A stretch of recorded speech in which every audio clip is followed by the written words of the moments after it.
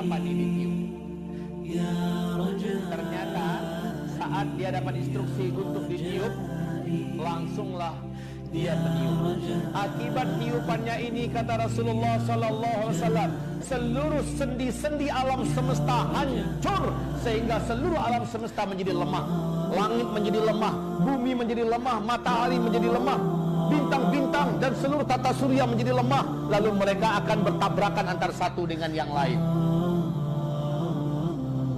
Kaum muslimin yang kami muliakan, kondisi ini menjadikan beberapa pemandangan berikut ini pasti akan disaksikan oleh orang yang hidup ketika itu.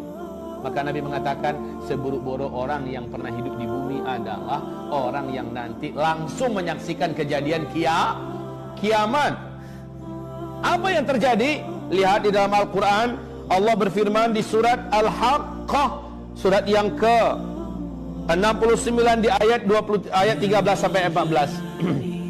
فَإِذَا نُفِخَ فِي الصُّورِ نَفْخَةٌ وَاحِدَةٌ وَحُمِلَتِ الْأَرْضُ وَالْجِبَالُ فَدُكَّتَا دَكَّةً وَاحِدَةً.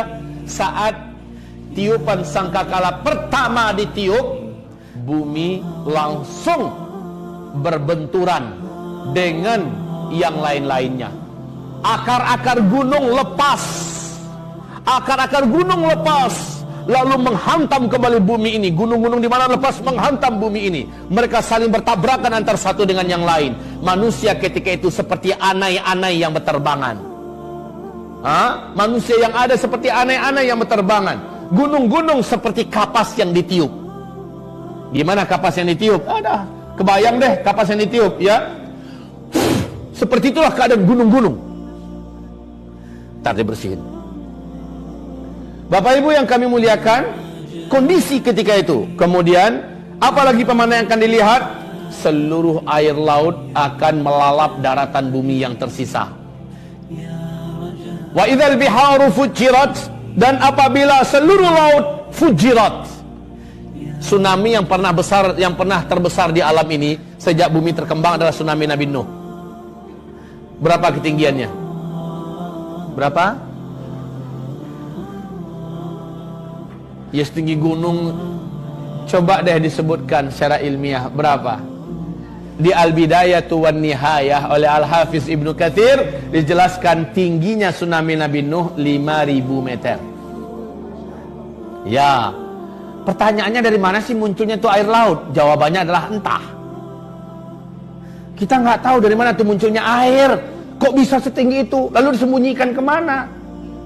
Nggak usah dibahas deh, pokoknya imani saja itu sudah Allah lakukan. Sebagaimana Allah menjelang munculnya Dajjal sanggup menyembunyikan air, entah kemana hilangnya itu air. Betul tidak? Sampai-sampai air tidak ada yang turun dari langit, air yang ada di daratan bumi mengering di mana-mana, dan sekarang sudah mulai menunjukkan ada indikasi ke arah itu. Nah Bapak Ibu, Allah Maha Kuasa. Baik, air laut saat itu tumpah, mau lari kemana?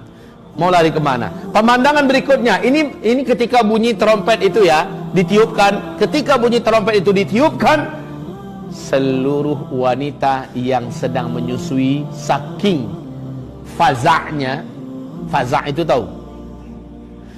Faza' kayak burung nih, burung merpati lagi makan-makan rame-rame dengan kawan-kawannya, makan biji-bijian yang kita serakkan. Tiba-tiba kita lemparkan mercon yang meledak. Mercon itu bunyinya membuat mereka serabutan, gak karu-karuan kemana-mana. Betul tidak? Maka wanita yang sedang menyusui pun akan langsung mencampakkan bayinya dan puntang-panting tak kemana lari. Ada nabrak pohon, ada nabrak dinding, pokoknya lari tak kemana. Dia nggak sadar kalau dia tadi itu sedang menyusui.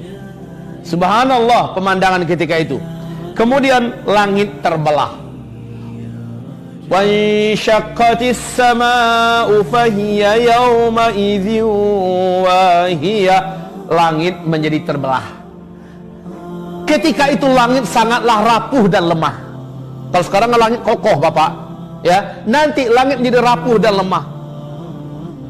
Was samawatu matwiyatun biyaminih. Seluruh lapisan langit yang 7 digulung oleh Allah. Digulung oleh Allah dengan tangannya.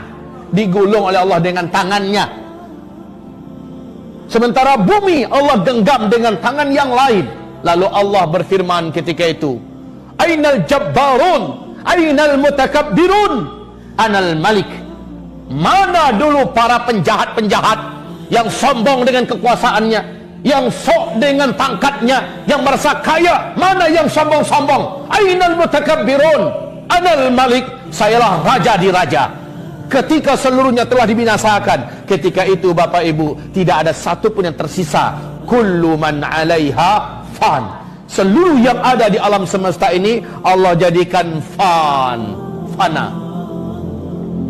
Wa yabqa wajhu rabbika dzul jalal wal ikram. Yang abadi hanya satu saja, Allah Azza wa Jalla. Ada makhluk yang masih hidup ketika itu? Ada. Siapa makhluk yang masih hidup? Satu, malaikat maut, ini masih hidup. Dua, iblis masih hidup. Tiga, malaikat Israfil masih hidup. Hai malaikat maut, matiin tuh Israfil. Israfil dimatikan. Sakitnya luar biasa, jeritannya, Masya Allah. Kalaulah masih ada manusia yang hidup, mati langsung manusia mendengar jeritan kematian ini. Setelah malaikat Israfil dibunuh, dimatikan, karena memang seluruh yang bernyawa ketika kiamat wajib musnah semuanya. Lalu iblis, Allah Subhanahu wa taala berfirman, Iblis, janjiku kepadamu telah aku tepati. Seluruh makhluk yang ada telah aku musnahkan. Sekarang yang tersisa engkau. Hai malaikat maut, cabut nyawanya. Iblis masih berusaha melarikan diri. Kemanapun dia lari, malaikat maut memiliki kemampuan yang gak ada apa-apanya iblis. Udah nunggu malaikat maut di sana. Mau kemana coy? Kemana saja lari, ditunggu, akhirnya dicabut. Begitu juga kata Rasulullah, jeritan kematian iblis ini sangat mengerikan. Selanjutnya Allah lah yang mematikan malaikat maut. Allah lah yang mematikan malaikat maut. Ketika Allah matikan malaikat maut, apa jeritan malaikat berkata, aduhai kiranya begini berat kematian itu, begini menyakitkannya. Kalau aku tahu, pasti aku akan berlembut-lembut dulu dalam iya, sakit Pak. Malaikat maut pun yang sebenarnya begitu perkasa, tidak ada makhluk yang lebih perkasa melainkan malaikat maut. Semuanya mampus di tangan malaikat maut. Ya. Sekarang malaikat maut dimatiin tuh oleh Allah Subhanahu wa taala. Selesai.